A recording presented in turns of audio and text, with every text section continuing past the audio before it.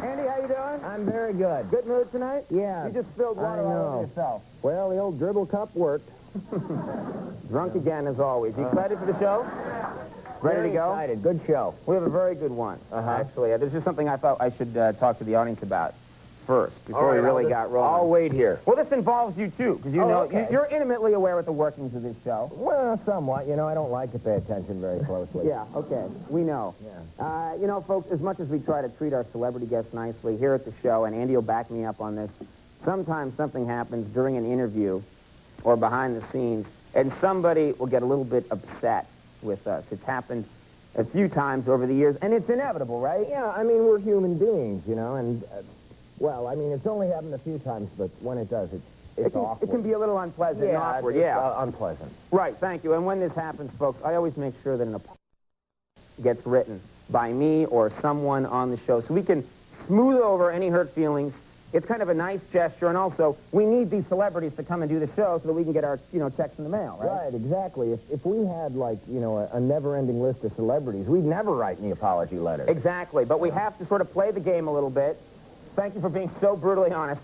We have to play the game, and write these people apology letters. Right. All right, so I thought it'd be kind of fun tonight and interesting to take a look back at some of the apology letters we've sent out over the last few years. And you'll get an idea. It's just sort of some of the stuff that we're dealing with here. For example, folks, here's a note that I sent to Pamela Anderson Lee after an on-air incident that kind of ticked her off. Dear Pamela, I'm of me to do that to you during the interview, and especially wrong of me to make that honk-honk sound while doing it. Hope to see you on the show again soon. All the best, Conan O'Brien. And, this is why I feel bad now. Yeah. She was mad, too. I thought, real mad. it was honk-honk funny, Yeah. It's not politically correct. Man, what kind of times do we... All right, here's one I wrote to Burt Reynolds after his appearance on the show. Dear Mr. Reynolds, I want to apologize for that very cruel game of keep away that Andy and I played during your recent appearance on our show. You're right, a person's hair is not a toy. That's Mr. Conan O'Brien, C.C. William Shatner, Ted Danson, Barbara Walters, right there. Important that.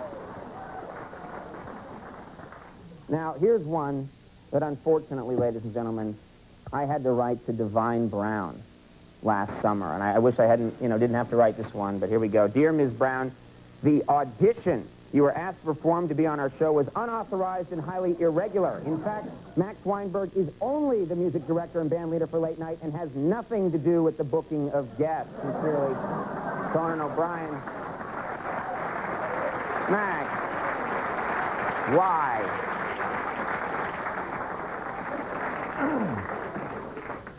He has his own little office set up. I know. It's crazy. Video camera. This one, ladies and gentlemen, I don't talk about this much in the show because I don't like to brag. I think it's wrong, It's wrong, but folks, Brad Pitt is actually an old friend of mine from childhood. We grew up together. And, I made kind of a slip-up when he was on the show. He did me a favor and came on the show because we're old friends, and I sort of slipped up. And so I sent him this note. It goes like this, folks. Dear Brad, sorry I accidentally called you by your real name. I guess you'll just always be old Fartles Wisserini to me. Love, Conan. He was about as unhappy as a guy could get. Yep. But he's just Fartles to me. He's Fartles. People know him now as Cool Brad. And I'm like, whenever I see him, I call him Fartles. yeah, and does he like it? He gets all riled up. He gets really mad. Yeah. Oh, well. Sorry, Fartles. We're so sorry, Fartles. Is this making it up to him? Or is it better Mr. Wusserini? Exactly. A.K.A. Senor Wusserini. I don't know what his problem is. I think these are fine names. Your name's Conan. You think every other name is fine. All right, here we go. Fabio.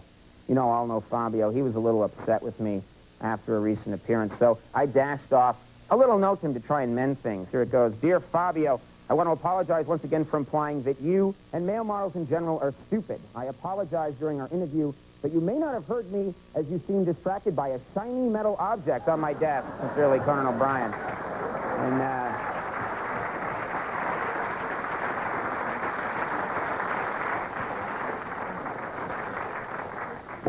actually, most of that interview was him going, look, shiny. Yeah. I over and over and over again. It was a 40-minute interview. I remember that night because that thing was shiny and metal.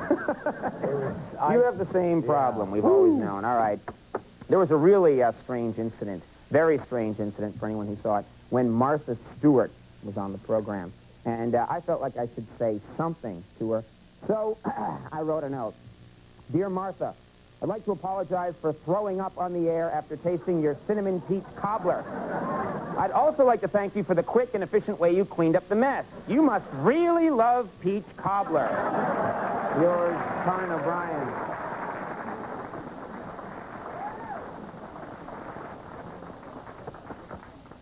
You could just move away from that one quickly.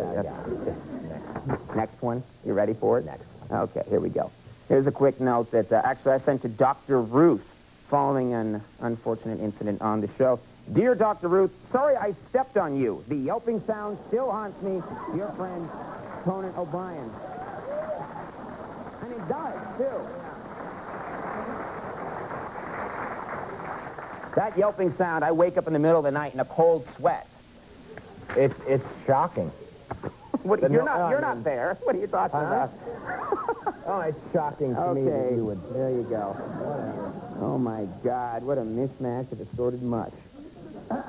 And, folks, here's another quick note that I felt I should dash off to Bob Dole.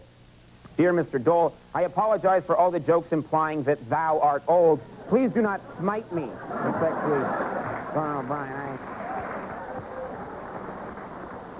I wanted him to understand what I was saying, so...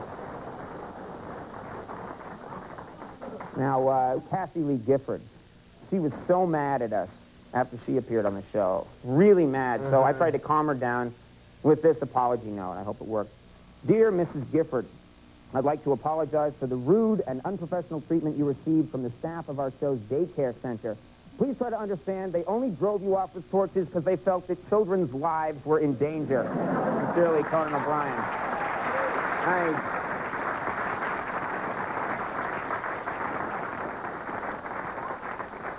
A lot of these are with the best intentions, don't you think? Yeah, I think so. Including this last one, finally, folks, Michael Bolton.